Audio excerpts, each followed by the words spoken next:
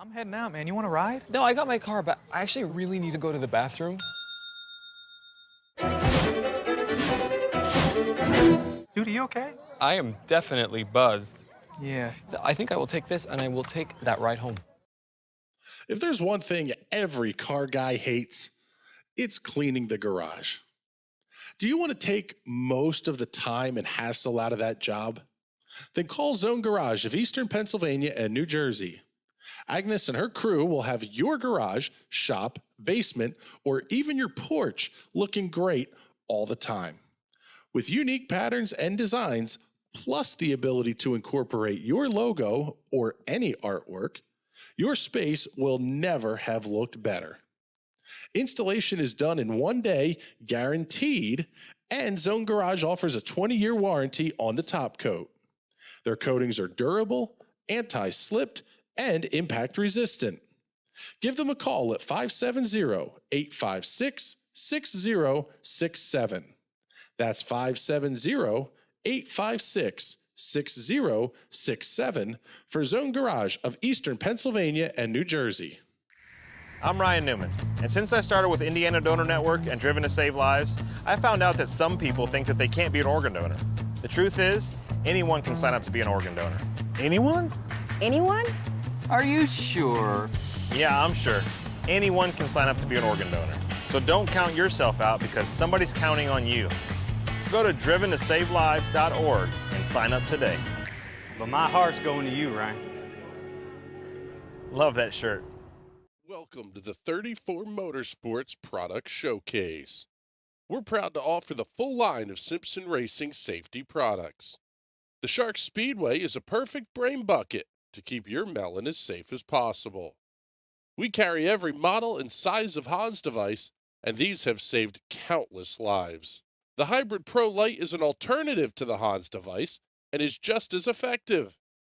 The DNA 3-layer suit offers maximum protection when things get hot. And hey, dude, those comfy shoes won't help one bit when things go south.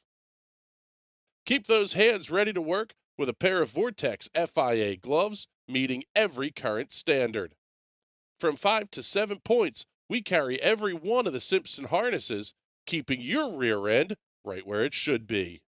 Keep all your gear clean and together with the helmet and FHR bag, and always be ready to hop in a race car. Visit 34motorsports.com and order today.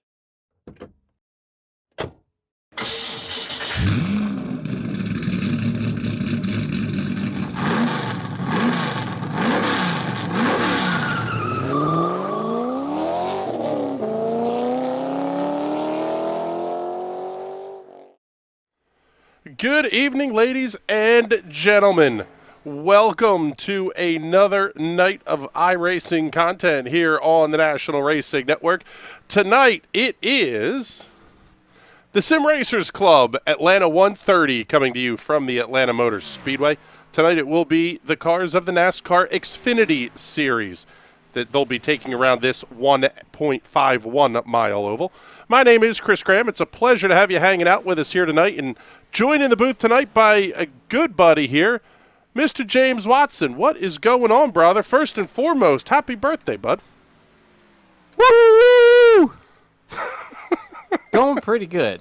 Happy to be here. Happy to make my debut for broadcasting this fine league. Wasn't able to make last week, but here now, for better or worse. Not sure if that's a good thing yet. Yeah, I was going to say, practice just rolling towards a conclusion here. Let's show you the best lap times in practice before things get completely rolled out. AJ Digby going to be your quickest of the lot at a 31.440 seconds. 31.440 to lap speed of 171.756 miles per hour. Atlanta is a very unique place here, James, in that it is going to absolutely burn up tires. Theoretically, you can make this a two-stop race. In fact, there's a very wide pit window. The reality is they've got 4 sets of tires in the box for a reason here tonight. Yeah, just because you can make it on 2 stops doesn't mean you want to make it on 2 stops. This place is an absolute cheese grater to tires. Unless you have some sort of string of grip hacks, you're not going to be able to make tires last that long and be actually fast. Your best bet is probably looking at like a 3-stop strategy. And we also really want to keep an eye on when people make the stop, because the undercut is going to be ridiculously overpowered. And the overcut on the flip side as well. I was going to say, you basically don't want to get caught in no man's land. It is sort of where things boil down to here. Is practice has concluded. Taking a look at the race results from 1 week ago, Johnny Avila was, well, he was very, very good, leading 57 laps to pick up the win and 6 bonus points to go along with the 40 for winning the race, putting him at 46 points to start the season. Richard Smith coming home in the second position. He's going to be 6 points in arrears as we head into tonight's racing. John Eckhart, Tony Patton, and Carlos Acosta will be your top 5. Getting ready to roll qualifications out here now, and this one is, it's going to be a lot of fun to watch as we're starting to see some cars make their way out onto the racetrack. Let's take a look here. We'll pick up our race winner from 1 week ago, Mr. Johnny Avila, excuse me. Continue to correct me in the comments when I screw these names up. I will get them right eventually. You'll see the names pop up on the upper left-hand side of your screen there as the lap times get set. We will do our best to keep you updated with what the speeds of those laps are. And James, one of the things we're seeing here out of Johnny Avila, you can really run these things up against the wall. There's 3, maybe 4 possible grooves you could try to run in. Yeah, personally, I always try to go for running up by the wall as often as I can. It's not always the faster way around, but damn, it isn't fun to do that. Hell of a lot more fun than running the bottom. High, wide, and handsome Johnny Avila through turns 3 and 4. First lap, 31.524 at 171.298 miles per hour. Lap number 2 will not improve, so 31.524 will still be the mark to beat. New quick time, top of the board, Will Wursler, 31.460, 171.647 miles per hour as he comes around to conclude his qualification run. We'll pick up the 17 of Kevin Stone off of turn number 4, see what he's going to be able to do on lap number 2.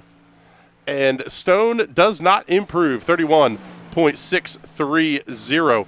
Richard Smith in the 23 had a very good run, coming home second 1 week ago. He's at a 32.1 right now. The car not showing as much pace as, well, quite frankly, as he might like to see.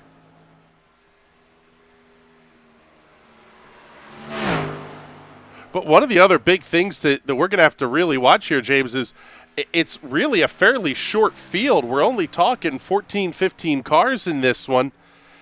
It has the potential to really allow the strategy game to play itself out. You get yourself caught out, you miss the adjustment a little bit to start the race. Maybe you make that early pit stop, lap 6, lap 10, something like that, and just take the wild, wild undercut. That could be a race-winning strategy.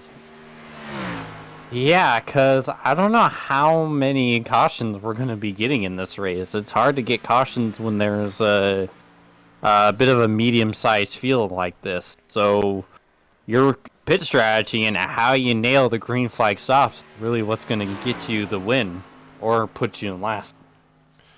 1 week ago, 1 caution for 3 laps at the Daytona International Speedway, and that was a wild draft race. We saw a little bit of everything. We saw the overcut really came into play 1 week ago. It's going to be interesting to see how that could potentially play out here tonight as well.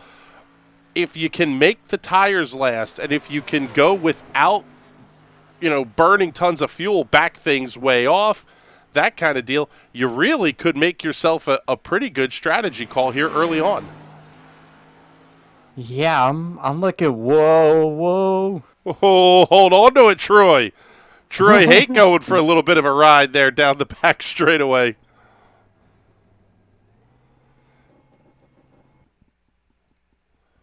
Man, that was that's one way to get things done, but he's going to be second quick at a 31.524, 171.298 miles per hour. And right now, looks like we're going to have John Eckhart out on the racetrack.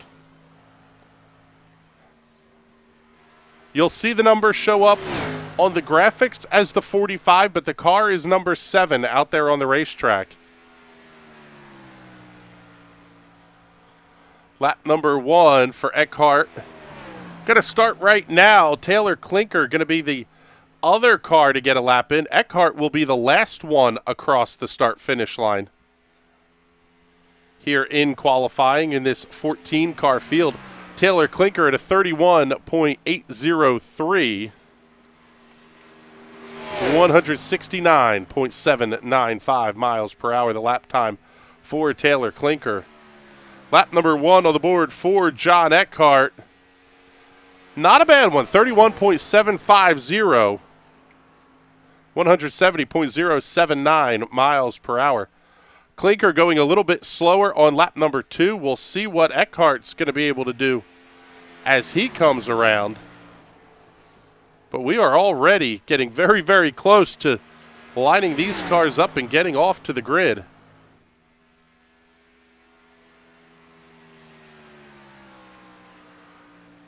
Lap number 2 for John Eckhart. Good improvement up to 5th quick, 31.620 seconds. 31.620, 170.778 miles per hour.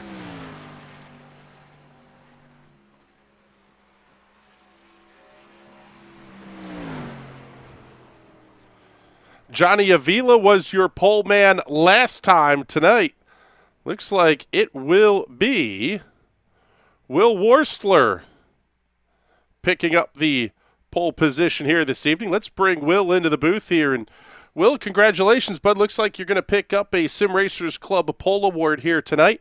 Tell us, how does the car feel? What are your thoughts after practice and qualifying? I'm kind of surprised to be on the pole, to be honest. After qualifying or after practice and some of the testing we've done this week, me and the guys, it's all about tires. It's all about the long run, and I think I've got it figured out okay. Avila and Savile have it figured out better than me, for sure. So it's something I'm still working on. But you know, I've been in situations like this before. Sometimes something clicks during the race, and I'm able to figure it out and you know, and do good. And other times I just gotta take what I can get and not try to get more and wreck myself or somebody else. So it's going to be fun. You know, it's a little loosey-goosey at times coming off the turns here, especially on a longer run, and it should be a fun race.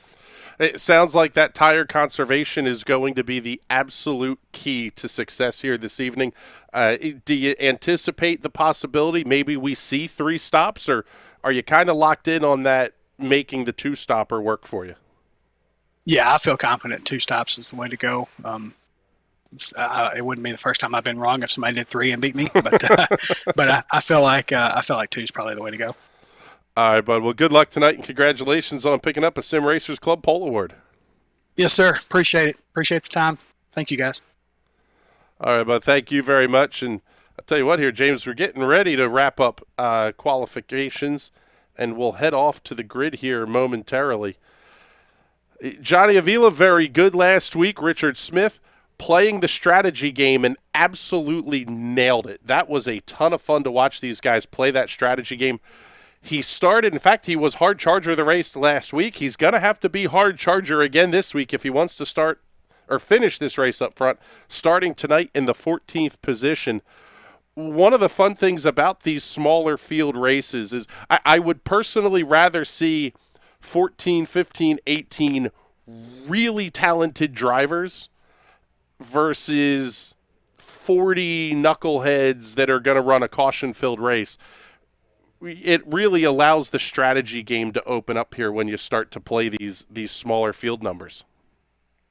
Exactly. I've seen a lot better racing from fields this size than huge Mondo fields. Like big 25, 30 plus car fields, it usually ends up being chaos and a lot of cautions. And no one really wants to watch iPacing. You know, I'm always actually happy when we get fields like this because we know we're going to be in for pretty good racing because chances are that field is going to be a lot closer together in speed and skill. Yeah, that is 100% going to be the case tonight here, and we're looking forward to it as qualifications are just wrapping up here now, and it will be Will Worsler getting the Sim Racers Club Pole Award. We'll show you the results from qualifying.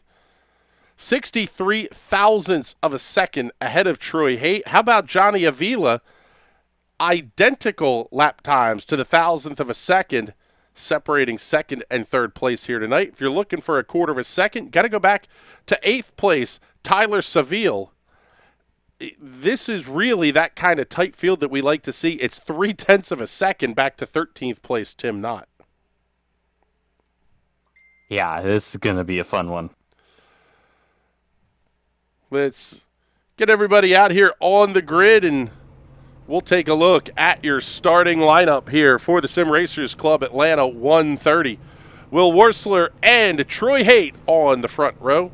Johnny Avila and A.J. Digby on row number 2. John Eckhart and Kevin Stone on the third row.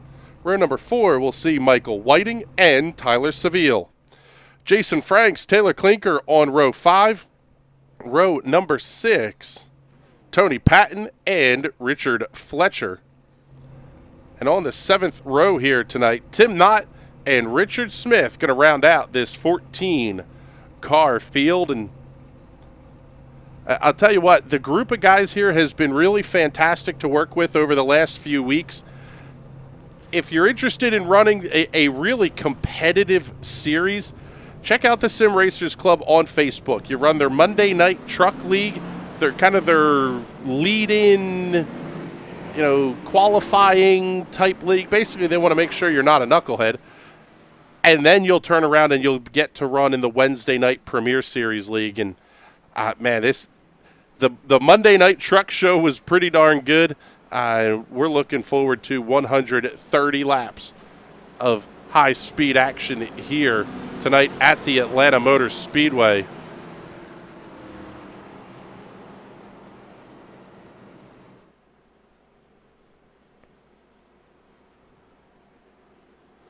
Make sure you get the comments in here. We can see them.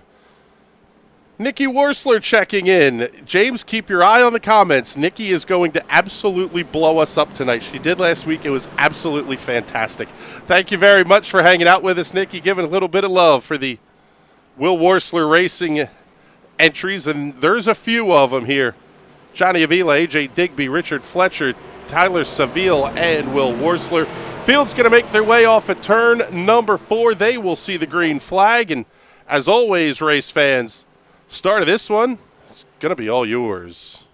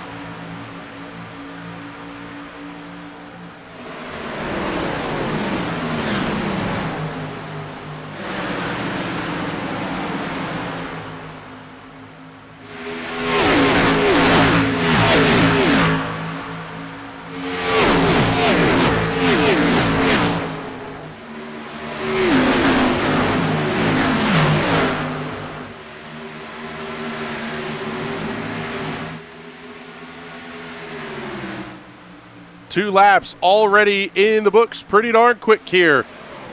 It will be Will Worsler jumping out to the early race lead. Down on the inside, Johnny Avila going to have the look through turns 1 and 2. Down the back straightaway, already dueling at the front of the field. And James, You talked about it a little bit here. We're already starting to see these guys pack up. Yes, sir. That's pretty good. Usually you see a lot more single file, but they're still doing some pretty good racing here already. Troy Haight and A.J. Digby. Oh, someone hit the wall. Contending here. Yeah, looks like Michael Whiting got a piece of the wall there. Back in the pack. We'll get you a good look there at the number 44 machine. Not seeing a ton of damage on this left-hand side of that car.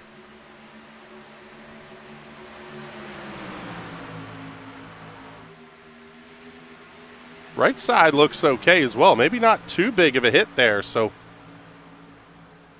Michael Whiting getting away with one early here, still side by side with John Eckhart. He'll be able to clear off at turn number 2. Looking back to the head of the field, Johnny Avila clears Will Wursler. Now we're going to start to settle into that single file that we sort of expect. Well, as I say that, Troy Haight and A.J. Digby going to start working side by side. Yeah, they're not content to ride around right now, aren't they? You know what? That was something we noticed last week. The racing was very good, very clean. And actually, the only caution we had was for a lap 1 incident that sent one car spinning down to the infield. Oh, man. That's getting tight. Nearly 3 wide, nearly touching bumpers on the entry to 3 there.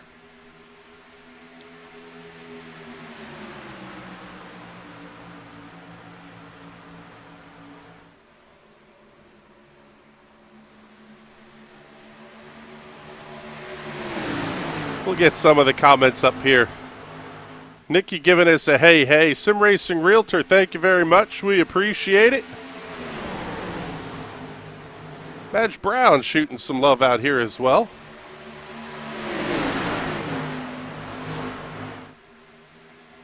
Pace laps at 170 miles an hour. Why not? I was just about to say, good Lord, this is amazing.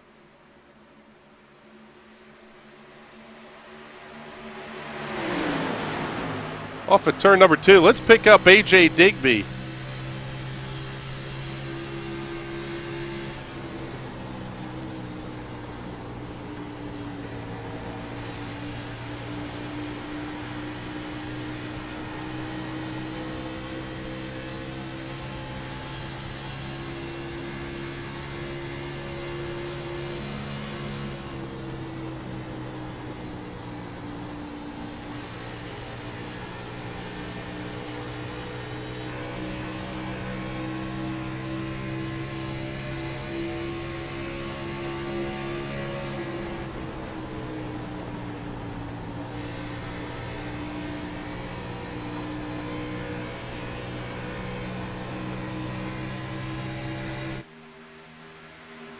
There you saw the battles at the front of the field.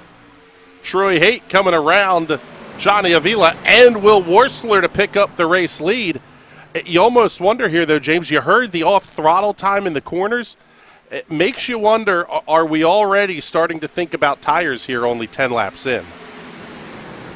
They're not driving like they're thinking about tires.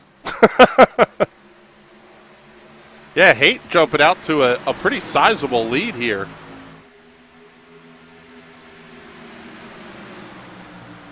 Call it a half second over Will Wursler, that time by the start-finish line. Wursler, Knott, and Avila all looking good. How about Tim Knott all the way up to the inside? Hard charger by a wide margin.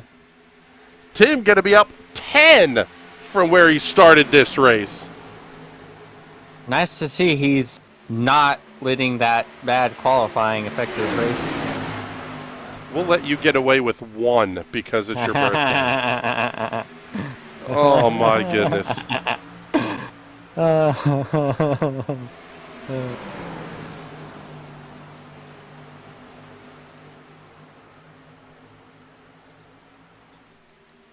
You know it's a good pun when people are silent still 30 seconds after it. Yeah.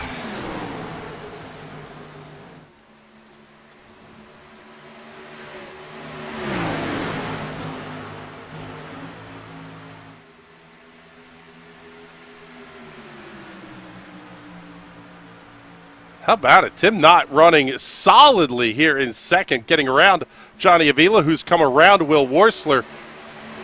It really is feeling like I don't want to be out in front. The draft is going to play a huge role in this as well. The less brake you use, the more off throttle time or lessened throttle if you're in the draft. That could push your pit window out to 60, 62 laps maybe. That really changes the complexion of things, because if you can only run 58 laps, as I pull up my charts here, if you can only run 58 laps, that means you're going to have to stop it anywhere from lap 115 to lap 119 for a second stop. Oh, whoa, what a save back there. Good Lord. Holy death wobble, Batman.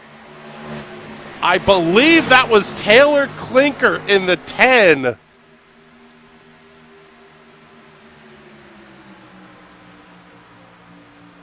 That was jelly roll kind of shake there off of 2. Good Lord.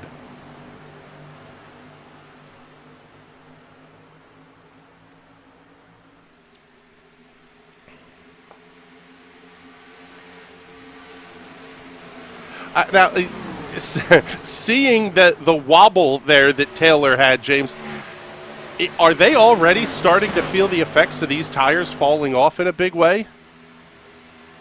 They were already starting to feel the effects of these tires falling off in a big way 10 laps ago. I wish I was kidding, but I'm not. That's just Atlanta things. That is absolutely insane, quite frankly. Oh, man, see a little bit more of it here back in the pack.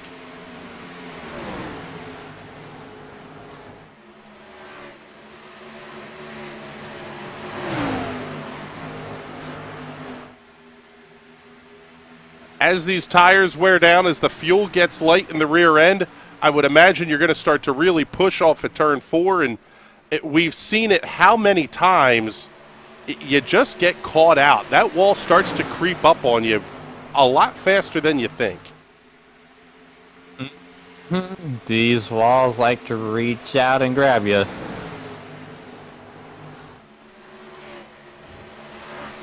Oh, that's tight. Jason Franks, Taylor Clinker. Good Lord. Are my eyes deceiving me, or are we seeing some damage on the right front corner of that number 7 of Jason Franks? It's really hard to say from that angle. I say, try to get it close. Oh, yeah. Oh, wow. Whoa, yeah, he jacked up. That's 2 weeks in a row. Jason involved with the incident on lap number 1 a week ago at Daytona in the Wills Eye Hospital, Wawa number 7. The aero, obviously a big deal here at Atlanta, but that's not really anything that the crew won't be able to get patched up here at the first pit stop. Yeah, if I had to guess, it's probably going to be like 20, 30 seconds of optional repairs. Nothing too major, but it's going to affect them. Well, it's enough that if it's a green flag pit stop, you're not going to take the optional repair. The problem is if there's any kind of required repair that comes with that. And actually, that may have been Jason that got the wall there on the opening couple of laps. Taking a look at the wrong white-colored race car, but... You know what? I think you're right about that. Things have most certainly settled in here at the Atlanta Motor Speedway. Twitch is very quiet tonight. We can see you watching. Just give us a shout, say hello. We see you. Yeah, we're not creeps, we promise.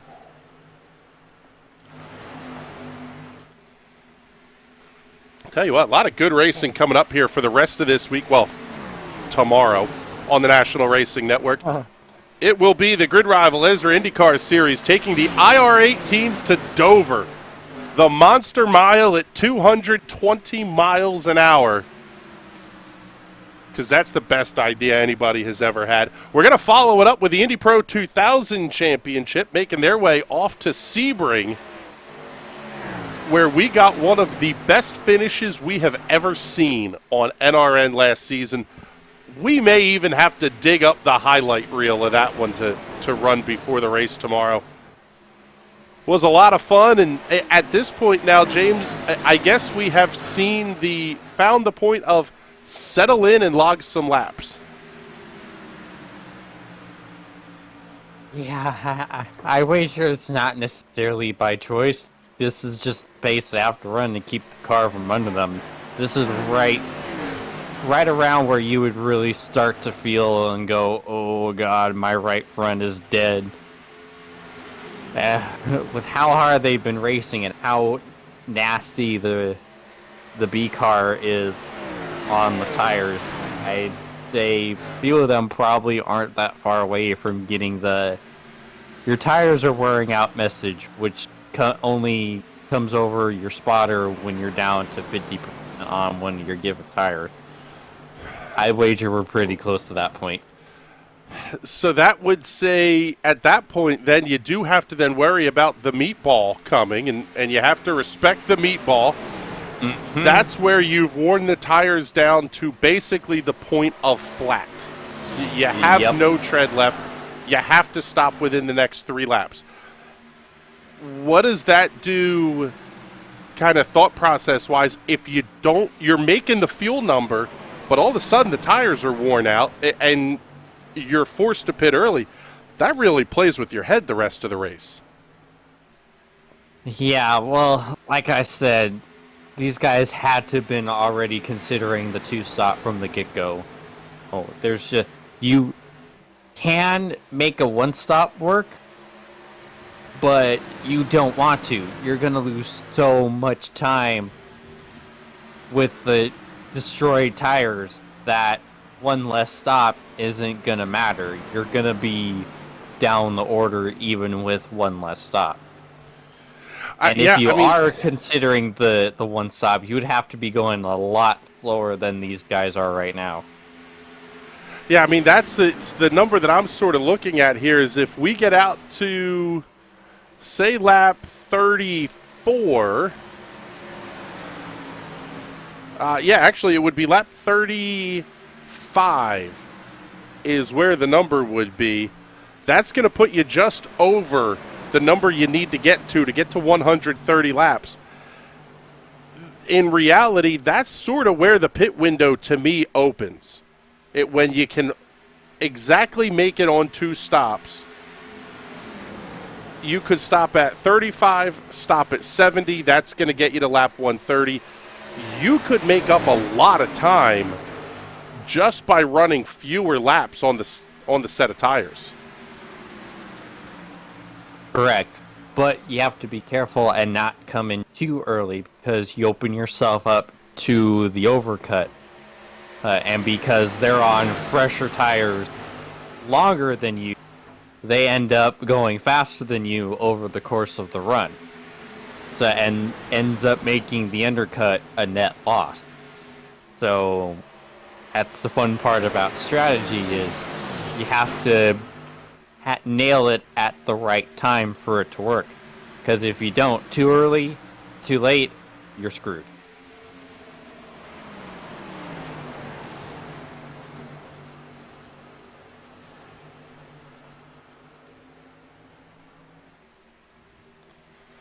So let's run you back through the field here. Troy Haight, currently your race leader, and after grabbing the lead early on here, that number 28 machine has been everything spectacular and more here at the front of the field, taking advantage of the clean air, putting lap number 30 on the board. But as we say that, big shot up the inside by Johnny Avila. Good Lord, that was deep.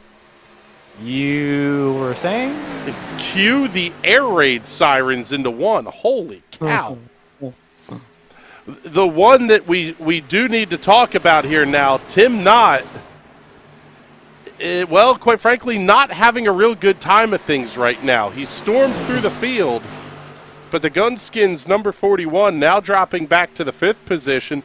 And he's going to have to work with and try to fight off Tyler Savile, and that's just not going to happen into one. Savile made that look easy.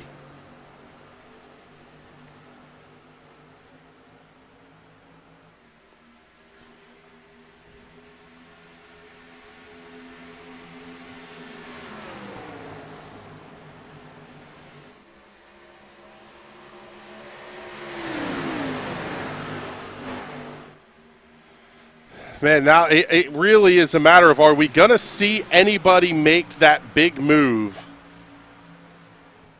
and come in at lap 35, 36? Oh, looks like Taylor Klinker on pit lane. Let's take a look here and see. Don't see any damage on that car, but first stop of the race coming here at lap number 32 for Taylor Klinker, and you almost wonder if he didn't get the call that the tires are shot, because crew's already around to the right-hand side. He only gets he doesn't even get to the end on 2 stops here at this point, if he can go the full 62 with the second set.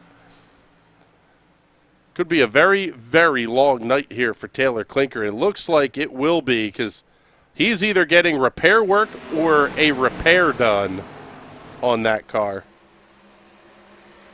Yeah, that's not good. Seeing a little love here for Richard Fletcher. Get that car up on the screen. Nikki, you're making this difficult on us here now. You're saying go everybody. She just hopes that all cars have fun. Well, she's got the Will Worsler Racing cars lined up pretty well here. Take a look at the custom paints and die-cast number 43. Our sponsor of the race 1 week ago at the Daytona International Speedway. So I want to say a nice thank you to them for their support. Get them a little airtime here as well. You had me at diecast. That is correct, and we're going to be battling here for the race lead. Johnny Avila, Will Worsler. Worsler having the peak to the inside. Going to do it again. Through 3 and 4. This will be 35 laps complete. So now they're in that window of they can make it from here on 2 stops. Is this almost one of those of, if you're at the front of the field, plan A is the overcut, run it all the way until you have to stop for fuel or tires? Oh, man, that was tight. Good Lord, boys, play nice. Out in front of the... this is much more fun to watch. That's true, I'll give you that one. 3/4 of a second ahead of A.J. Digby. And they'll continue the battle off of turn number 2. So, again, to finish the question here, we're looking at, if you're at the front of the field, run it all the way until you have to stop. If you're at the back of the field, maybe that's where you take the gamble on the undercut? I don't know. I think even if you're up ahead, you still need to keep the undercut in mind and see if you can pull it off to some degree. Obviously, there are going to be other cars that get in ahead of you, but just can't wait too long. Looks like the issues for Taylor Klinker are going to be bigger than we imagined here, as he is now being scored out of this race. The pit stop time was 40.03 seconds, but that's when he got out of the race car. As Worsler completes the pass, and he'll lead him into turn number 1. A.J. Digby now fighting off the 11 of Tyler Savile, excuse me. We have a Taylor and a Tyler. Y'all are going to screw me up on that all season. Yeah.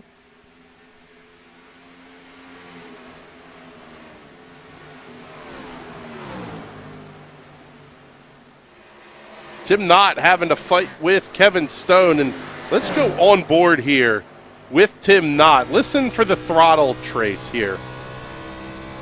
Full throttle down the front stretch, but where does he have to back off?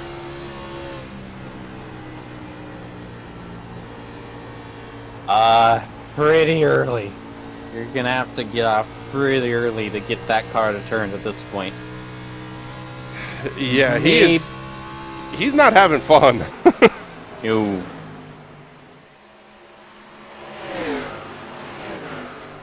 The Worsler Racing guys, Worsler and Avila at the front of the field, enjoying the side-by-side battle here.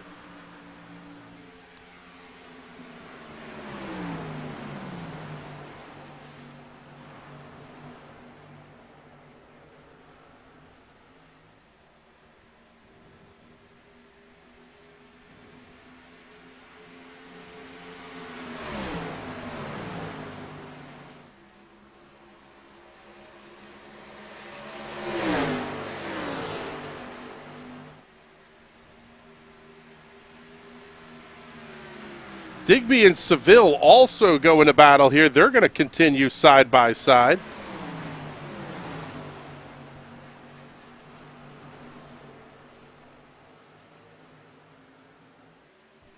And I'll tell you what here, James, I am truly surprised we haven't seen anybody from fifth place Troy Haight, Kevin Stone, maybe even Tim Knott. Nobody is willing to risk the undercut here. It is a pretty big risk that you would be taking by coming to stop early. Yeah. It's just such a tough guessing game on trying to figure out when the right lap is going to be. Honestly, I'd say the pit window is... I'd honestly say we're going to get people pitting in probably 2 to 3 laps, if I had to guess.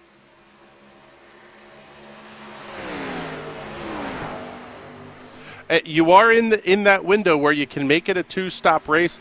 It would save a set of tires for a green-white checker at the end. Here you go. Here's Tim Knott making his way down the pit lane. And he will be the first car that has to come in. Also, John Eckhart coming down this time as well. These stops will be at lap number 43.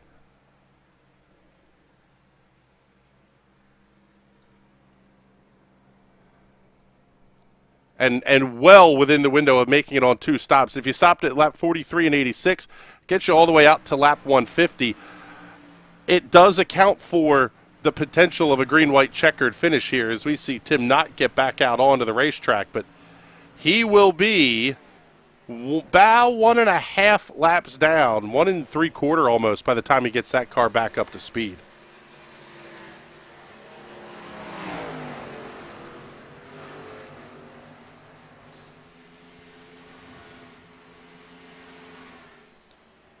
Oh, here comes Will Worsler making the stop. This is a very late call off of turn number 4. Worsler able to get the car woed up down onto the pit lane. Troy Haight going to join him.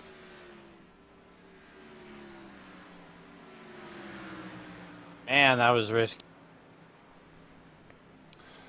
I tell you what, though, I really like the call. I do too. You're going to spend less time on junk tires. That's the key to this whole thing. When you average it out, the stint lengths are going to be... You're going to make more time running that little bit shorter stop strategy. Worsler down and away. Here comes Kevin Stone, Mike Whiting, and Jason Franks on the pit lane. Fletcher on his way out. Now, let's take a look at the lap times here. This is where the numbers get almost comical. Johnny Avila's last lap, 33.663 seconds. Tim Knott, last lap, 32.464. He is a full second ahead of the rest of the field here as we see Stone, Whiting, and Franks all making their way out of the pit lane. At this point now, if you're Avila, Digby, and Savile, you sort of have made your bed here. you need to run the full stint and try to just absolutely blast out some monster laps after the second stop, because you're going to run a very, very short window. And as I say that, A.J. Digby going to make his way down the pit lane.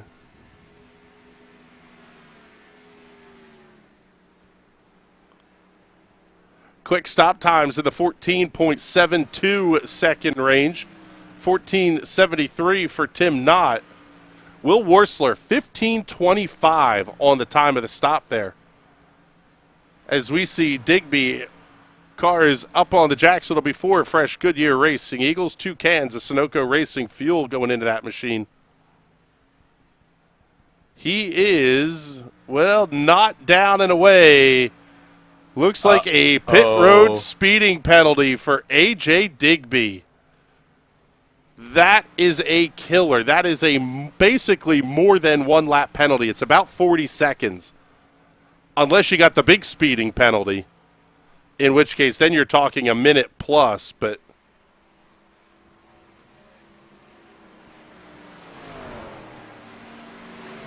here comes Johnny Avila and Tyler Savile making their way down pit lane. So that will complete the cycle of stops, with the exception of Richard Smith making his way through turns 3 and 4 now. He has not come in yet.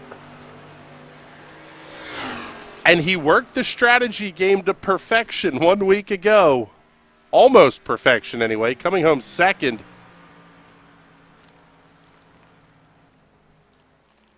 Avila and Savile in their pit boxes now. Avila down and away, 14.25 seconds. Going to be 15:10, the time of the stop for Tyler Savile. And how about it? Just those handful of extra laps that Johnny Avila drove over Will Worsler, going to cost him 2 positions. And how about 5 seconds on the racetrack? Is Richard Smith, your race leader, making his way down pit road. And here's the battle for the race lead. It's going to be Will Worsler and Tim Knott dueling for the top spot down the front straightaway.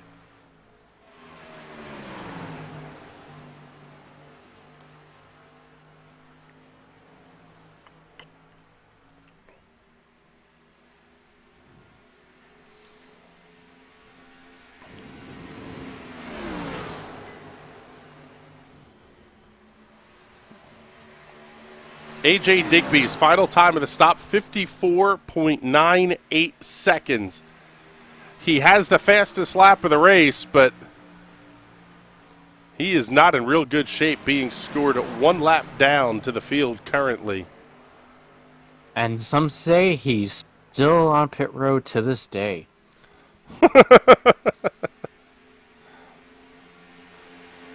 Oh, that's awesome.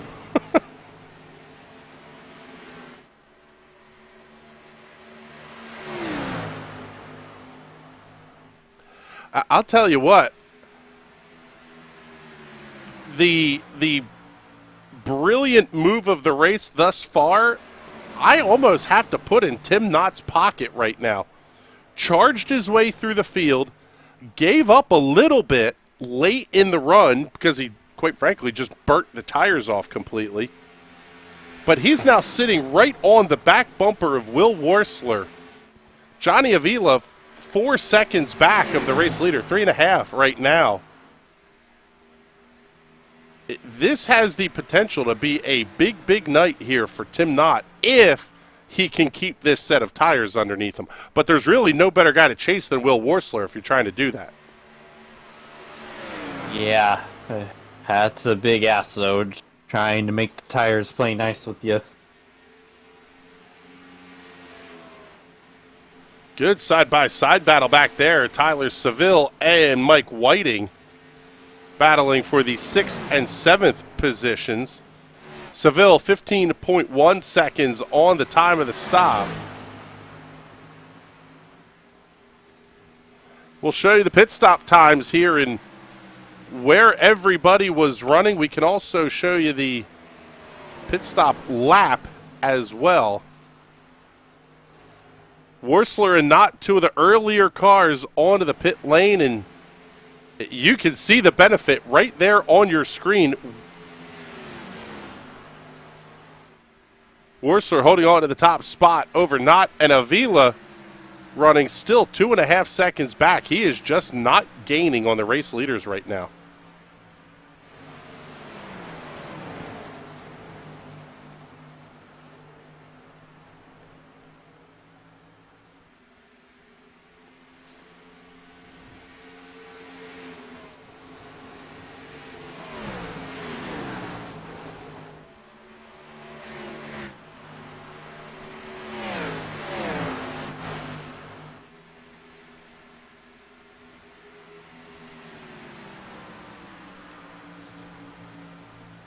Handful of laps away from the halfway point here, and we've only been running for 32 minutes. Race is flying by. Good gracious. Yeah, well, when you don't have any caution flags, that'll do it. And then this is where it's kind of incumbent on us in the booth here to not be idiots. Watching how the gaps increase and decrease over the course of a stint is going to be really, really important to watch here. As we pick up first and second, they're still within 0.2 of each other, but the gap is already down to 1.8 seconds for Johnny Avila, back to Will Worsler, ahead to Will Worsler and Tim Knott.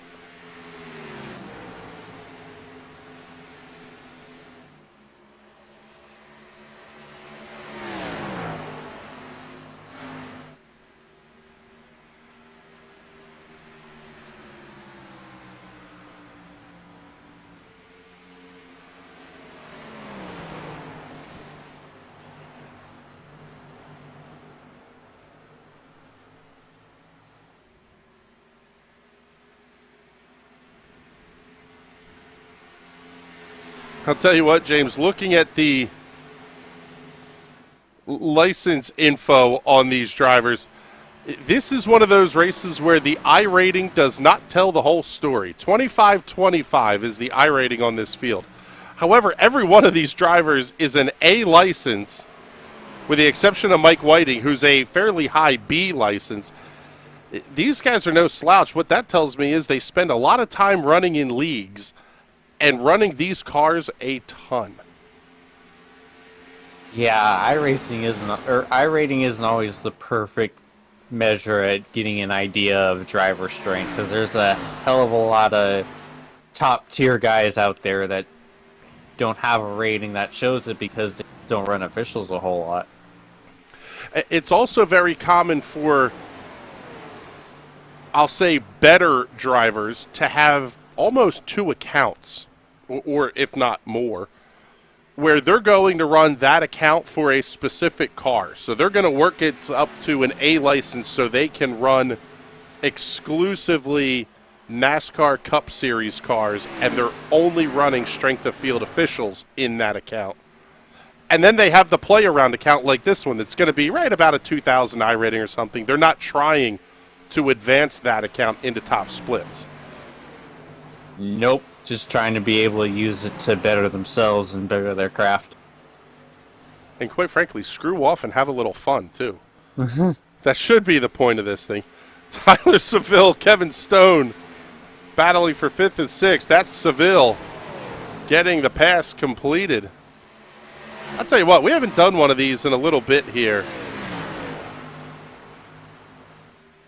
These guys are coming by the line. Y'all go ahead and crank it up.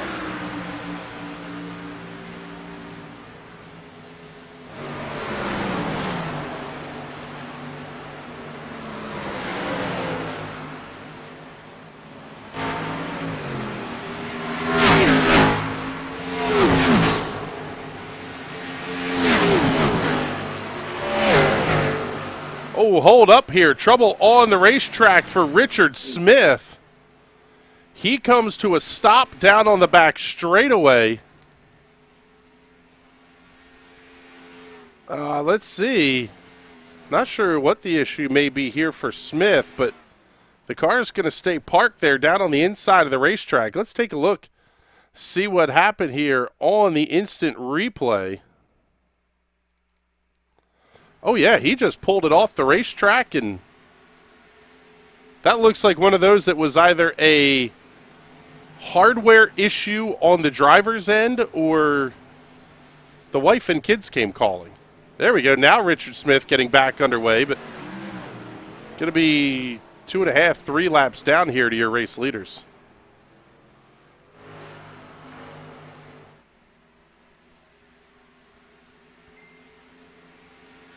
While we were looking at that one, Johnny Avila coming around, Tim Knott for the second position.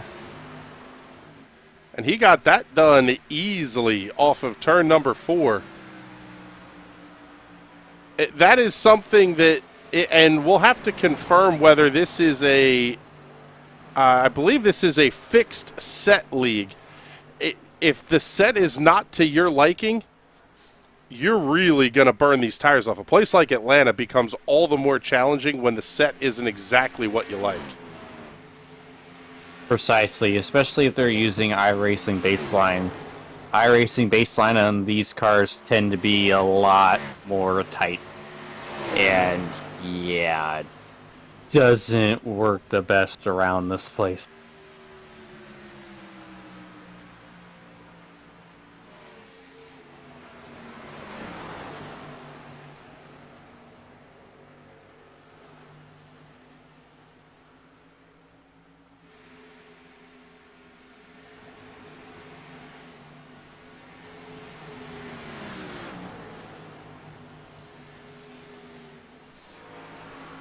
The cross flags are up halfway home. Will Worsler won the pole award, and he is now winning the halfway award, but may not be out front for long. Is Johnny Avila putting those 5-lap fresher tires to good use?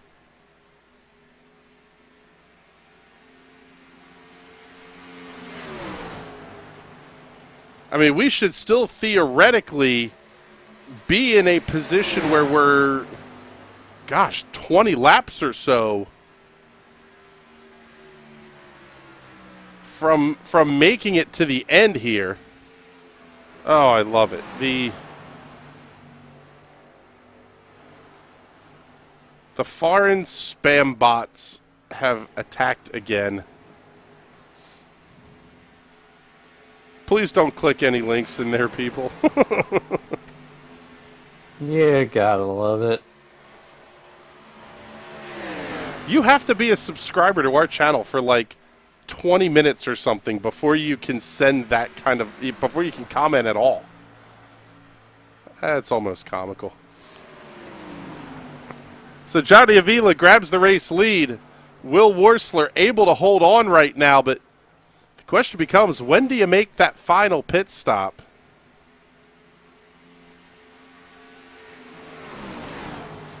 A stop right here at lap 71 will get you to the end if you can go the 60 laps. Looks more like you're going to have to go, let's see.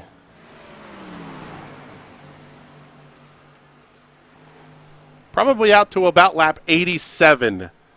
87 to 90-ish or so is where I think we're likely to see the final set of stops, just based on what we saw out of the drivers in the first stint. Johnny Avila, Tyler Savile able to make it work out to 50 laps, so that puts him closer to the lap 100 mark.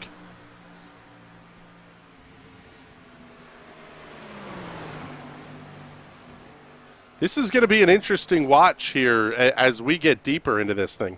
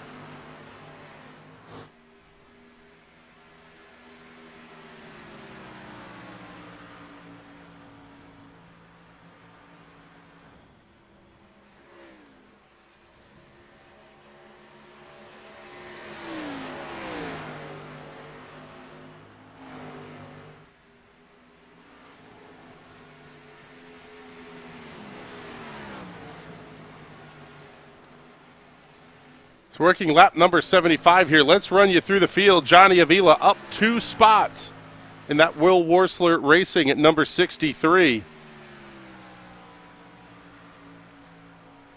He last stopped at lap number 50, so we could be as many as 25 laps away from a final stop of this race for Johnny Avila.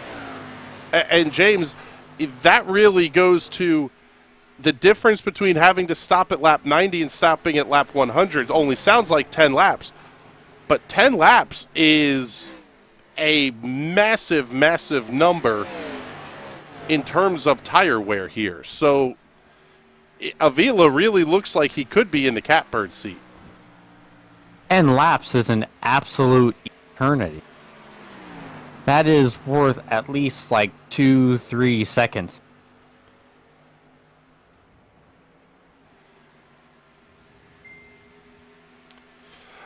Here we go. Yes, the issue for Richard Smith commenting here on Twitch as he was watching in. He is our buddy Sim Racing Realtor. Yeah, he lost connection to the wheel. Ugh, that's never fun. And saying, yes, this is a fixed set series, so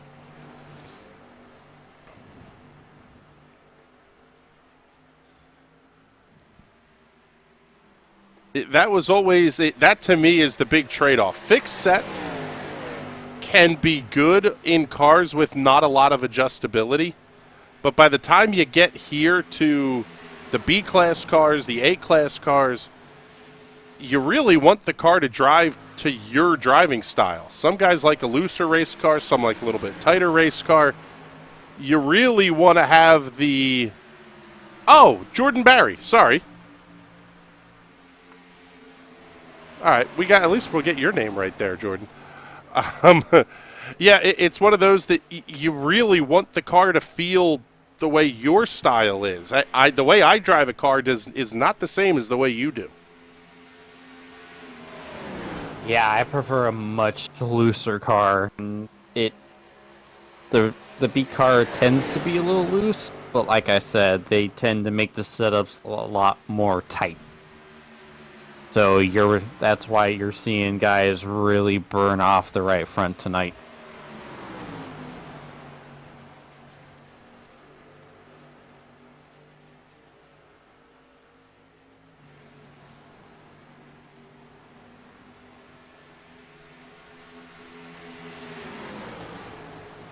This battle between Tim Knott and Troy Haight, still a pretty good one. Raging on for the 4th position, and they have Kevin Stone right behind him as well. Now working lap number 81, and that final set of stops is coming quickly. Knocking on wood here, clean race thus far.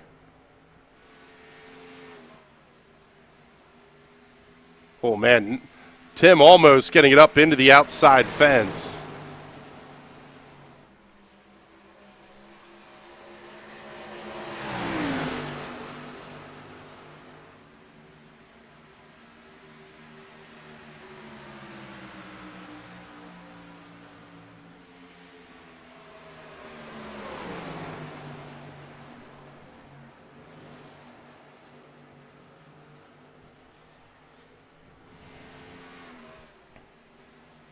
How about it? The lead for Johnny Avila over Will Worsler, now out to 1.9 seconds. Same gap from Will Worsler to Tyler Savile.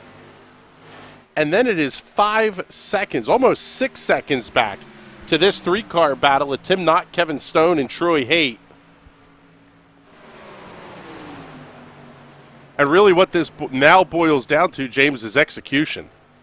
You absolutely have to nail that final pit stop. No mistakes getting on or off a pit road. No speeding penalties.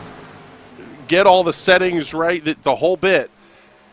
Any little mistake there is going to end your shot at a victory here. This is really not one of the easier pit roads to get on to. If you can nail it, you have earned that win. Yeah.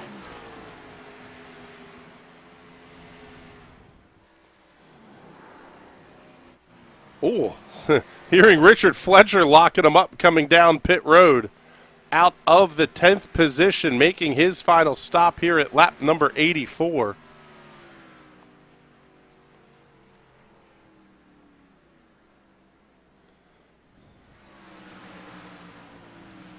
And at this point here, now we're talking about this is in the final stop window.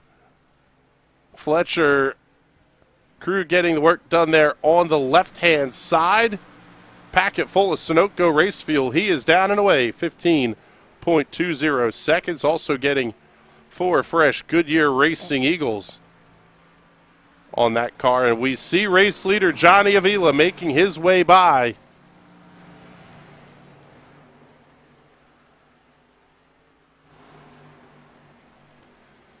And Avila is long gone, 2.8 seconds ahead of Will Worsler. Tyler Savile running in the 3rd position. He is going to be 4 seconds back of your race leader.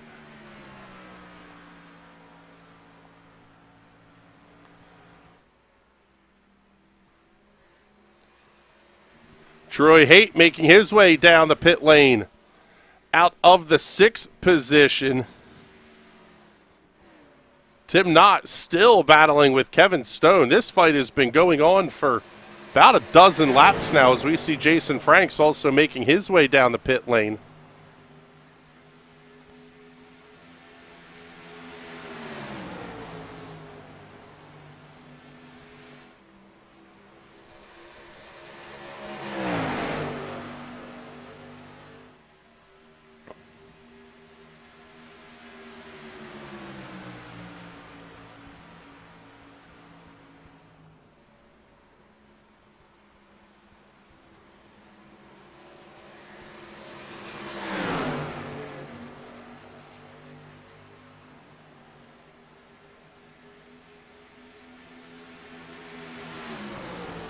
Seeing Jordan Barry checking in here saying, getting reports the car is actually working loose.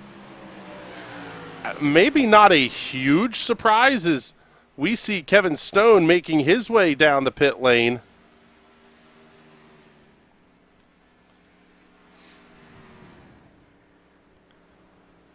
If you're burning the right rear of the car off, I would tend to think loose could be an issue here. But James, that's the report we're getting here from Jordan, is that cars are getting loose instead of tight here late in this run. That's a huge surprise to me. Anytime I've raced this track with a fixed setup in this car, it's been ridiculously tight. Michael Whiting, oh, buddy. That's going to be very, very close to a penalty. And those are automatically assessed by the iRacing systems. So not a whole lot you can do there. He'll slide in, hit the marks. Crew will get to work. Here comes Will Worsler down pit lane. 2nd place running driver Tim Knott coming down as well.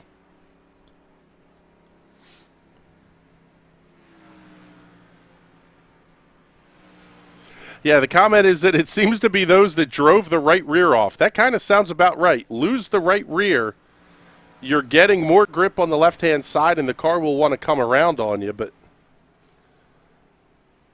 Worsler is in his box, should be just finishing up service now. He's down and away, 15.23 seconds. Tim Knott also down and away, 14.75 seconds. For those Goodyear Racing Eagles, and a full tank of Sunoco race fuel. What are the lap times going to do now as compared to race leader Johnny Avila, and when does he elect to come down pit road? Could be as many as 8 more laps before we see Avila make that final stop. You still have to go 30 laps on that final set of tires. So it's not a scenario where you can just kind of nut up and ball out and really go ballistic there. You still have to be conscientious of what's going on with the tires. Yeah.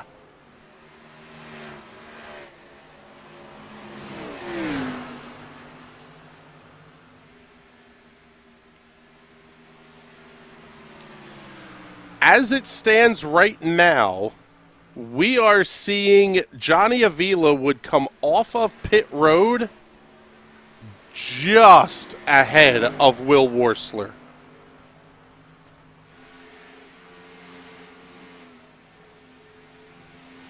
But that is going to be very, very tight. I mean, it's going to be really, really close.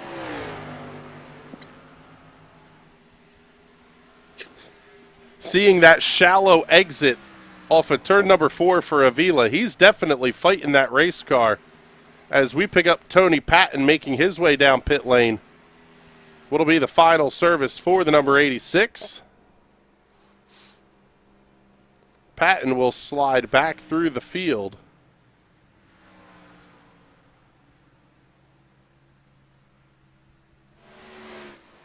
So now the question becomes, when does Johnny Avila make that final stop? Right now, our math says he will come out behind Will Worsler. It was 2 to 3 laps, but it's just enough. The lap time difference is absolutely insane. 34 flat for Tyler Savile last time by, 32.30 for Will Worsler. He's making up over a second per lap on the race leaders right now.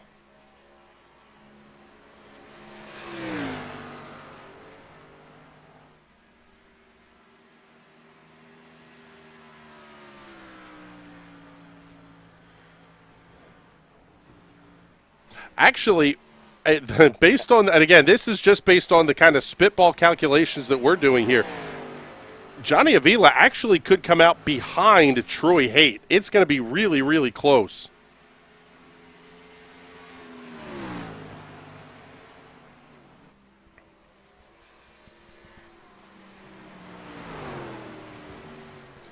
And here comes race leader Johnny Avila down pit lane.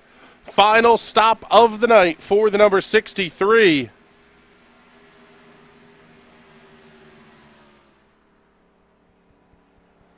That has to feel like an eternity cruising down the lane at pit road speed.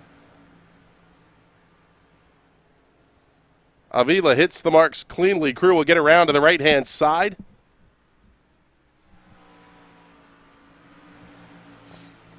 That service already done. Left side's going up. He will be down and away. 14.6 seconds. How about it? It's not even close. Will Worsler, long gone. He will be down the back straightaway by the time Avila gets up to speed, and Troy Haight does get around Johnny Avila, as does Kevin Stone. However, that does not mean all is lost here for the 63, because he's going to have those 10-lap fresher tires, and you're going to see, again, that difference in speed is just going to be absolutely massive.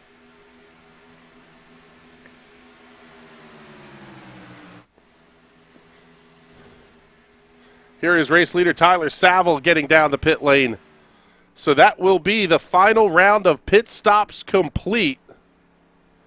Once Savile gets off the pit lane, looks like he's going to come out around the 5th or 6th position here. Kind of right back into that battle with Kevin Stone and Tim Knott.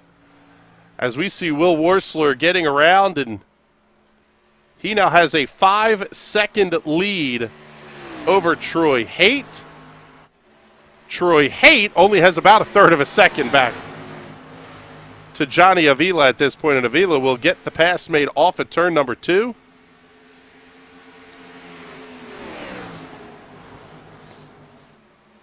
That's another just really helpless feeling there.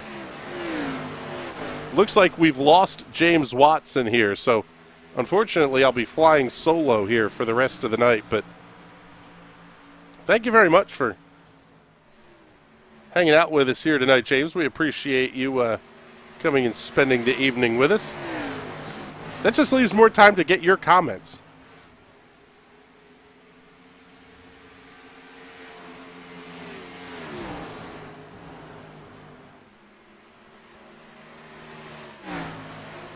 So Johnny Avila working his way back through the field. The gap is a 4.5 seconds and closing. And it's closing in a very, very big way here. Let's take a look.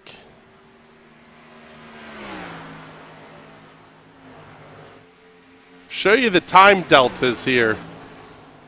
Avila is gaining. Where the line moves over to the right-hand side of the screen, that's where Avila is making up time. And then obviously the farther down the line you get, that's where the pit stop laps are coming into play.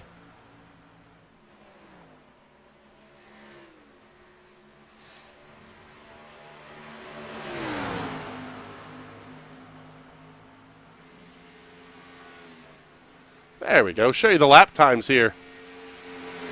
Johnny Avila anywhere from 4 to 0.7 of a second faster than Will Worsler. The gap's already down just in this little bit here.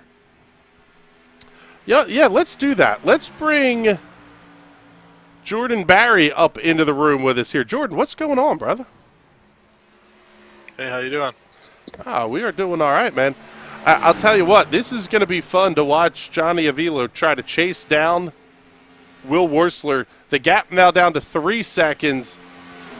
He's going to get there. The question is, what is the battle going to look like late in this race?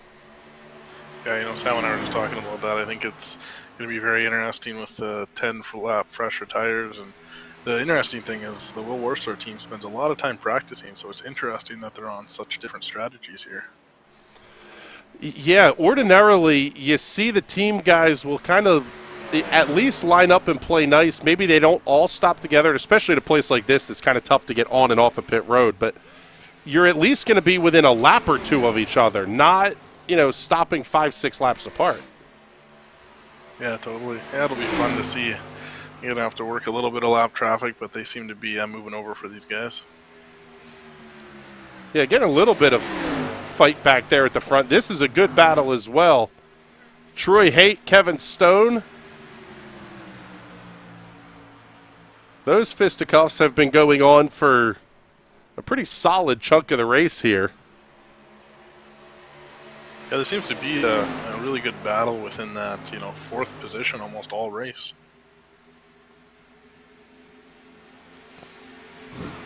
Just catching the reason here for Taylor Klinker getting out of the race early. We can't necessarily say what it is on air, but, well, it wasn't pleasant for Taylor. We'll say it that way. Seeing this battle continue, the thing that really strikes me is they're doing this fighting with each other, stopping within a couple laps, but you're really beating up your tires. This could bring Tyler Savile, even Tim Knott, into contention for a podium position.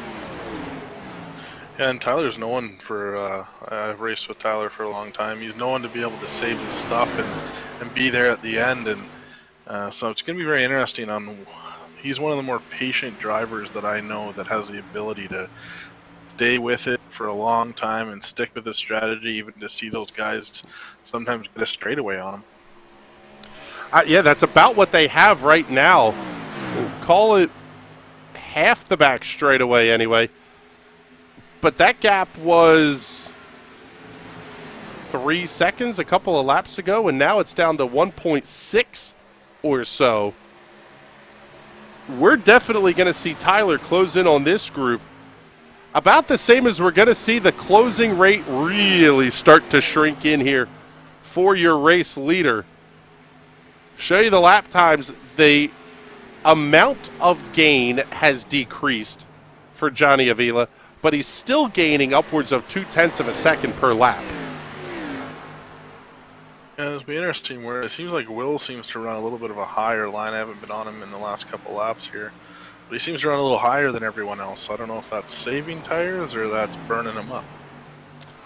I would tend to think you would probably be in that ballpark of trying to save at least a little bit.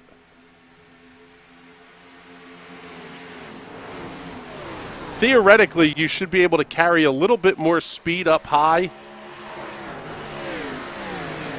Less effort in turning the wheel, maybe saving a little bit of tire, but I don't know that it's going to make a difference here as Johnny Avila has closed up to within 2 car lengths, and he may get this pass complete off of turn 2.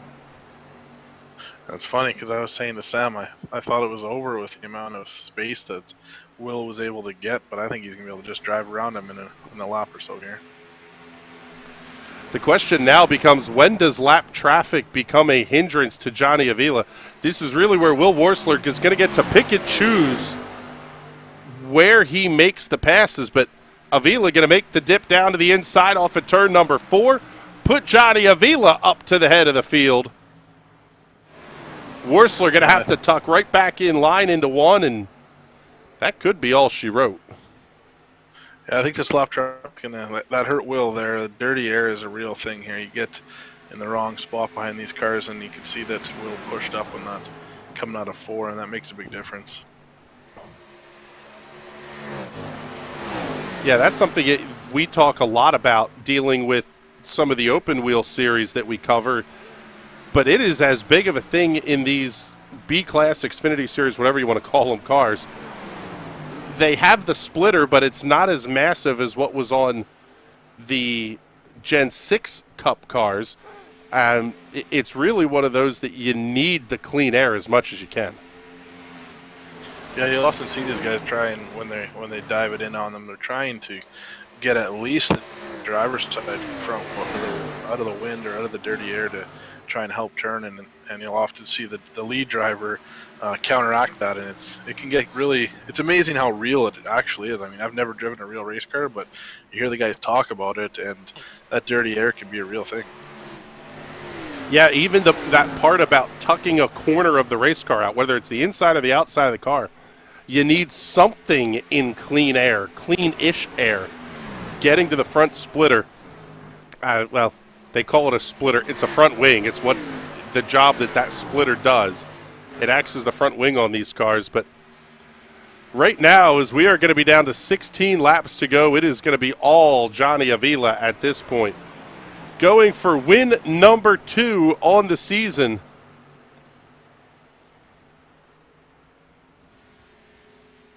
I wasn't able to catch the next gen, and I know they drive a heck of a lot different, but and being Daytona, it was a real drafting game, I imagine, as I did do my own race at Talladega, and it was very interesting and a fight to the bottom, so at least he's showing his well-rounded race here. Well, there's something to be said for that, because next week we head off to Dover. Again, the 3rd racetrack in a row that could not be more different. In fact, we don't hit another mile and a half until week number 6 of the season when we get off to Las Vegas. Between then, we're going to visit Dover, Auto Club, and Richmond. This schedule really tests, in only a 10-week schedule, really provides some just fantastic tests of drivers' ability. We're going to go to Pocono. We're going to go to North Wilkesboro. Rockingham, which has never seen the Xfinity cars on it, at least in the real world anyway. There's a lot of unique challenges coming up here for the Sim Racers Club athletes. Yeah, if you know anything about Sam, he doesn't mess around with, sorting out where he wants to take the drivers. And he sent me his list of testing, and one of the notes was his off-throttle time, and anything that didn't have any off-throttle time other than the big tracks, he eliminated. So that was one of his things when he was picking the schedule. Yes, I am a big believer in off-throttle time. There's, quite frankly, every racing series on the planet benefits. The more off-throttle time, the more the drivers are tested in the corners. That's really where the talent starts to come out. Anybody can hold their foot down and turn left. It's when you have to back off and manage the car, and especially at a place like Atlanta that's just going to eat up tires in a big way. Those are the kind of tests that we like to see. And quite frankly, the racing may not be packed up and tight, but I tell you what, this has been a, quite frankly, just incredible performance by Johnny Avila. Managed the pitch strategy to perfection, has the tires working under the car when he needs it most. And right now, he was able to gap Will Worsler by 2 seconds, and now he's just sitting there comfortably. He doesn't really have to overstress the car at all here, down in the last 12 or so to go.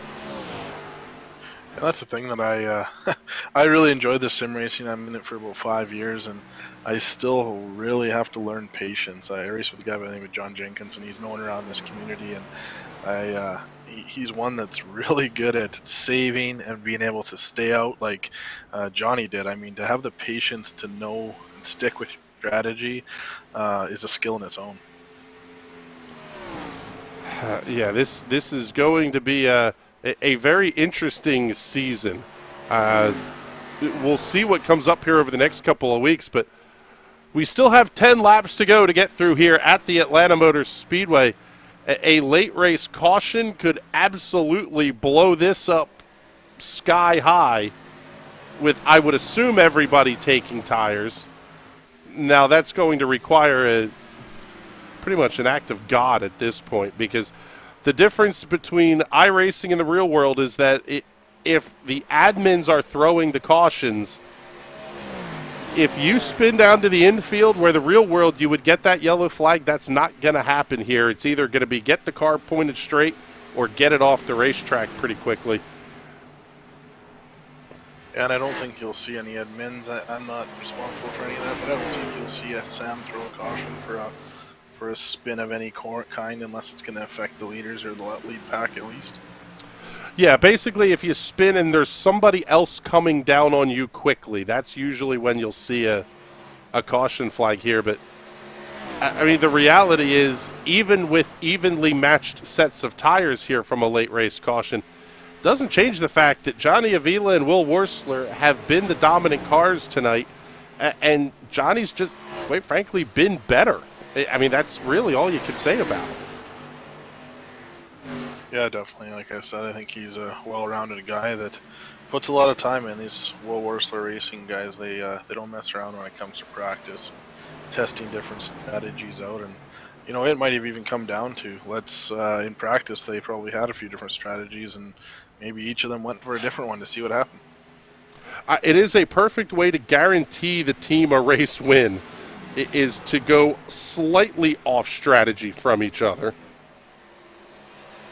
I think sometimes too it's also how you race. I mean, I've noticed even right now, Will is running the high line, which will typically burn off your right front a lot more, and Johnny's running the low line, which at times, because you're driving it harder off, you're burning your right rear. Which I know we were talking earlier in chat, and I am seeing guys getting loose, which is uncommon. But if you're burning off the right rear, that's what's going to happen.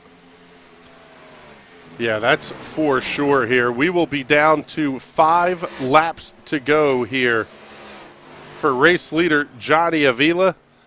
But at least once he gets off of turn number 4 the next time by and down the front straightaway, Tyler Savile will claim the fastest lap of the race award here, as these drivers are about 2 seconds off that pace right now.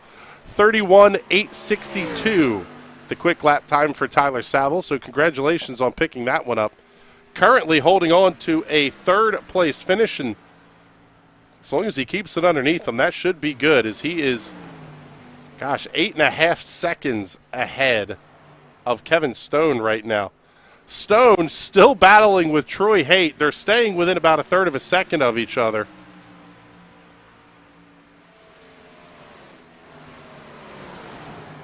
Seems like they've been around each other all night, kind of following and clicking around. It seems like that seems to be the battle of the night for that 4th place, 5th place. Yeah, it's been a fun one to watch here as these drivers have been able to really kind of push and work their way through. It is a challenge dealing with the tires here at Atlanta. Darlington was known as the cheese grater, and then Atlanta got old, and I'm sure we will see the newly repaved, reconfigured Atlanta Motor Speedway here on the iRacing platform fairly soon. Also likely to see the Los Angeles Coliseum debuting here in the next probably 10 days or so. At least very likely anyway. iRacing has been pretty spot on. Yeah, they've sure been teasing the Coliseum for months. Yeah, that's been Can't say it's something I'm overly looking forward to racing. Yes, that is correct. Oh, seeing Richard Smith down up against the inside retaining wall. Let's take a look here. And, yeah, kind of the same deal, I would assume, as he had last time. Is that car, he got it spun around and down to the inside. But very quickly, down to a lap and a half to go. And it has been the Johnny Avila show once again.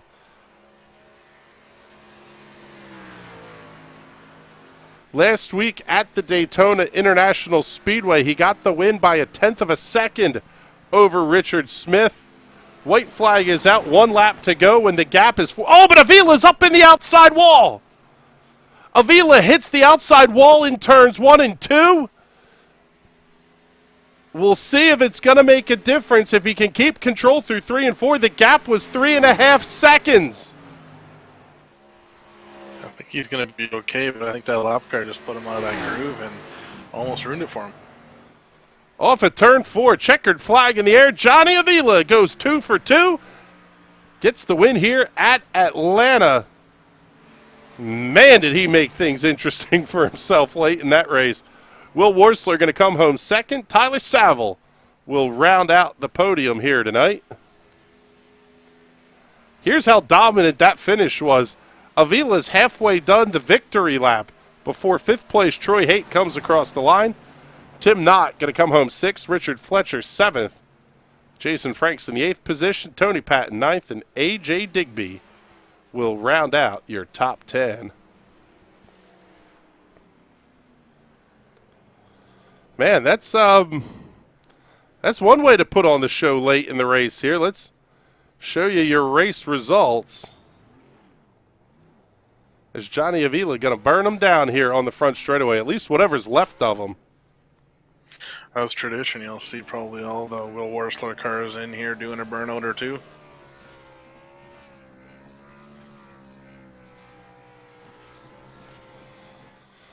Yeah, there you go. Line them all up there on the front straightaway.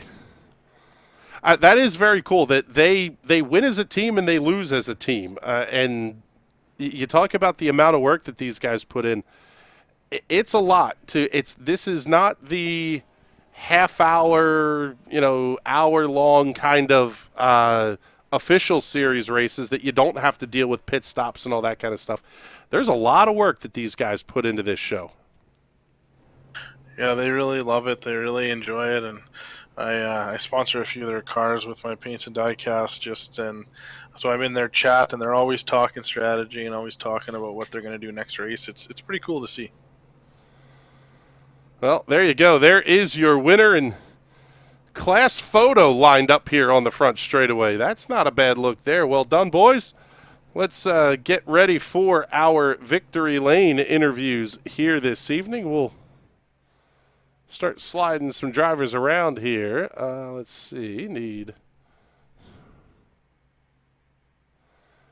And that is a podium roundout for the Will Worsler Racing crew. Let's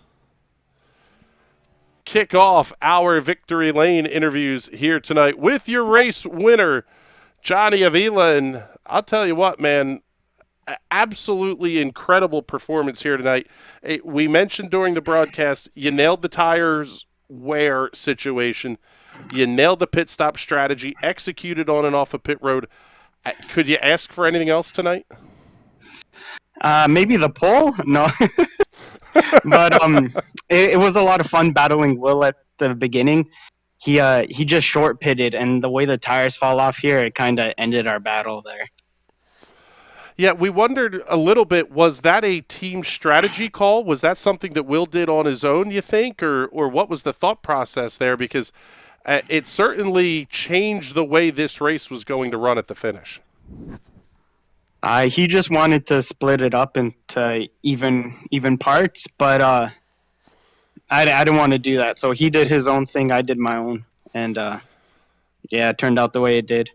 Tell us about the interaction with the lap car there on the white flag lap. Full-on pucker factor Zulu there for you, bud. I just sent it in way too hard on the outside, and thing just decided not to turn. I've been running the bottom for the most part. It's just a brain fart, really. Well, I found that kind of interesting how Will was running the high line and you were running the bottom. I thought that was kind of a cool thing to see a very similar strategy, but different lines most of the race. Yeah, personally, for me in the past, whenever I've run the high side, I tend to burn up my right rear too much. So I just tried to stay disciplined and keep my car low just so I could have that long run speed. Well, it was very, very impressive here tonight. Congratulations on going 2 for 2. Will be, I believe, 45, maybe 46 points here. It's early in a 10-race season, but not a better way to start it in terms of the points battle either. Yeah, it's a perfect way to start the season. Hopefully I can keep this momentum up. So it should be an interesting battle. We can see what we can do for the rest of the season. All right, Johnny. Well, thank you very much here. We appreciate you hanging out with us a little bit, and let's make sure we get all your sponsor plugs and thank yous in before we drop you out of here. Well, I'd like to thank Willoughby Roofing and Sheet Metal for sponsoring me for today's event. They also let me run this bright lime green car. Honestly, it's my favorite color, so anytime I get a chance to run a car like this, I love it. I got to thank my teammates at WWR. Will set up some practices just for us to get used to it, because that's what helped us save a lot of tire, because a lot of people went hard too early. And got to thank Sam, Jordan, and everybody that puts this league together. And I also got to thank you guys up in the booth. Watching that Daytona race last week, even though wasn't a lot of people, you guys did a great job commentating on it, making it really entertaining. So thank you guys.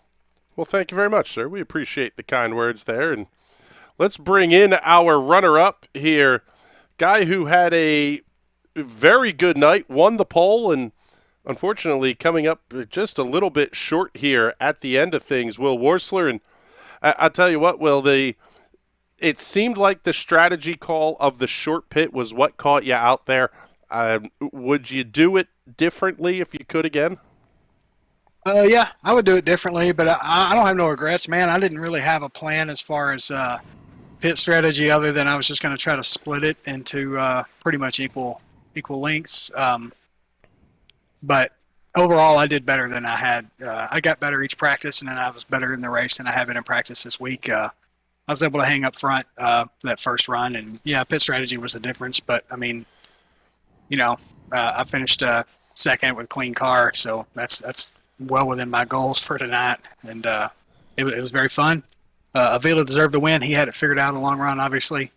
I felt like Savile not qualifying very well, that kind of hurt him. Otherwise, he'd probably been right up here with me, in front of me. So it was nice to, have a good team finish 1, 2, 3, and a caution-free race. I mean, I think everybody in the league did pretty good. It was that made it a fun event, and overall, I'm happy with my performance and the way things turned out. Yeah, one of the things and Jordan made mention of this as well, is you guys doing the burnouts and celebrating as a team there. This truly is a team effort from the WWR guys. This is not kind of pop in, grab the setup, and turn a few laps here. You guys put a lot of work into this over the course of the week. We try to. I mean, there isn't anybody on my team that's on my team because they're fast. We're all together because we get along. We have this common goals. We're just, we want to compete and make each other better. Some of our parts is better than us individually. So that's kind of how we look at it, what we try to accomplish, and it usually works out for us. Well, it has been a fantastic show and a great start to the season here for the Will Worsler Racing crew. Let's make sure we get all your plugs and thank yous in before we let you out of here. Yeah, man, I got to thank Willoughby Roofing and Sheet Metal for the sponsorship this year. And Custom Paints and Diecast, Jordan Berry. He's best as far as we're concerned. And thank you guys up in the broadcast booth, putting on a good broadcast. And the guys that own the league, Sam and the two Jordans. All right, bud. Well, thank you very much here. We appreciate that. Let's bring in our third place finisher tonight here, Tyler Savile. And I'll tell you what, Tyler, we just talked with Will, and he said, unfortunately, he thinks it was the qualifying effort that caught you out a little bit. One of the hard chargers of the night tonight ultimately was qualifying the difference between first and third or second and third for you? I think it played a part in it because I had to push too hard to try to get up there. But I just burned up my tires on that second run too much to keep up with Johnny and Will there. And on that last stop, Will was just able to get out ahead far enough and saved his tires enough there at the end, and I couldn't catch him. It seemed like a race like this where you kind of end up out on your lonesome here. You had 3.5, almost 4 seconds up to Will, 10 seconds back to Kevin behind you. How mentally difficult is that when you're talking about having to do potentially a 40 to 60 lap, basically hot lap run? Yeah, it's really difficult to manage your tires in a situation like that because you don't have people that are at your speed that you're running with to help gauge if you're pushing it too hard. Like that first run, I was able to work my way up through traffic, and just working my way up through traffic allowed me to save more tire than I was after that first green flag pit stop because then, like you said, I was out and didn't have really anybody in front or behind me, so it was difficult to gauge it. Last question I have for you here was, we've seen now basically 2 races go caution-free. We had a lap 1 incident at Daytona, and then that race ran clean. This one ran clean here tonight. Does that factor into your preparation of considering strategy and all the different things that go into getting these cars to go quickly, knowing that you're not going to have the caution? Tonight you had 4 sets of tires, and you only got to use 2 of them. Yeah, absolutely. That plays a part in it. I always try to approach these things like we're going to go caution-free and try to set up my pit stops accordingly. Just me out of habit, I'm not one that pits early. That's backfired too many times for me. I like to be one of the later ones to pit. But yeah, it certainly plays a part in the way that SRC from last year and so far this year, we're used to a lot of green flag runs, so it really helps. All right, Tyler. Well, thank you very much here. We appreciate you coming and hanging out in the booth with us here for a few minutes, and let's make sure we get all the plugs and thank yous in, too. Yeah, absolutely. Shout out to my sponsor, Arch Telecom, and then shout out to my teammates. I think between Will Worsler Racing and Synergy Esports that were in the field today, we all got in the top 10, including a 1-2-3 finish for Will Worsler Racing. So, yeah, thanks to my sponsors and all my teammates. And you guys in the broadcast booth, you're doing a great job, and really looking forward to building this and building the league.